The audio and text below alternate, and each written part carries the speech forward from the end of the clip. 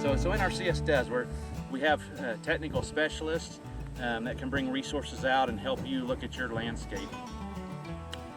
With that, and kind of what does that involve, and what do we try to do is, again, we meet on the land and look and really tailor a plan to your specific property, your specific plant community when we're talking about rangelands. First, we have to know what's there. And so there's an inventory process where let's just find out what plants you have here, how things are going. We actually go through some different assessments, and so we have what's called a Rangeland Health Assessment. So just as someone would go to the doctor and go through kind of procedures, and they kind of have that checklist of things, you know, as you show up at the doctor's office, and they'll take your temperature and check your blood pressure. Well, on the rangeland side of things, we actually look at kind of three major things out here as we're checking the health of the environment. First is soil and site stability. So how are things going? Do we have the soil in place? Is it staying intact? And not only that, but are we feeding that soil through proper plants to actually keep that productive? The second thing we look at is the hydrologic cycle. I've got 3 young kids, and you know, we really try to teach them how to share. But I'll be honest, as a rangeland manager, I don't want you sharing your water, at least not surface water. Your goal should be have that raindrop falling out of the sky, hitting a leaf blade or litter, but never bare soil. What that can do is slow down the energy. Not only that, but that slows down, and that's going to help that water infiltrate.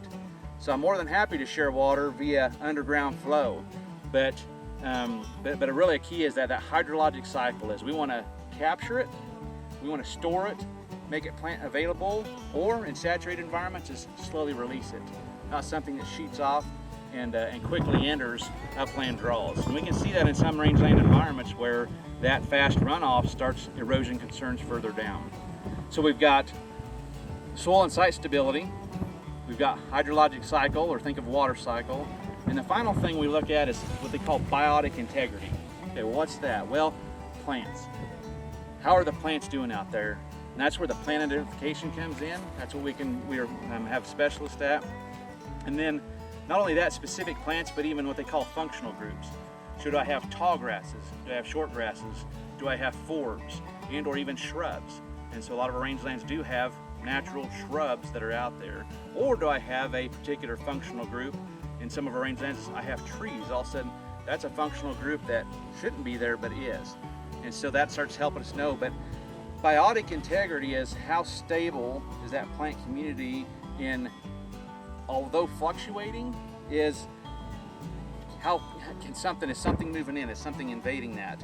Is vigor of the key plants down? You know, we're trying to look at that and see is how stable is that, and if it's not stable, then other plants can move in on us, or things can change that then affects my management down the line.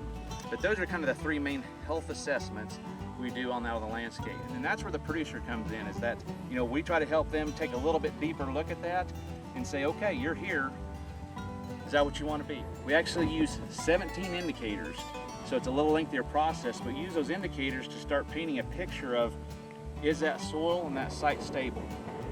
And so having that basic health assessment then allows to start looking, okay, well, my goal is this. And so using this information, the goal in mind is, okay, formulating a plan. If it's moving in the right direction, on the right path, is great, that's great.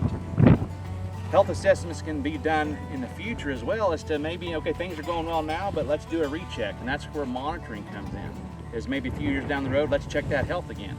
And so some of us aren't as good about going to the doctor as much as we should, but getting that health checkup every so often, are we doing okay? But if we do that consistently, hopefully we get a quick, what we'll notice is if all of a sudden something starts to move a little bit, the faster we can react.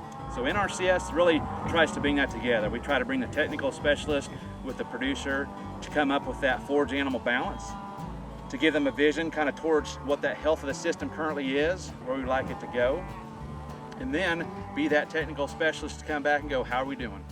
And that follow-up to say, maybe we need to give that an extra bump this way to keep it headed down the direction we're wanting to go.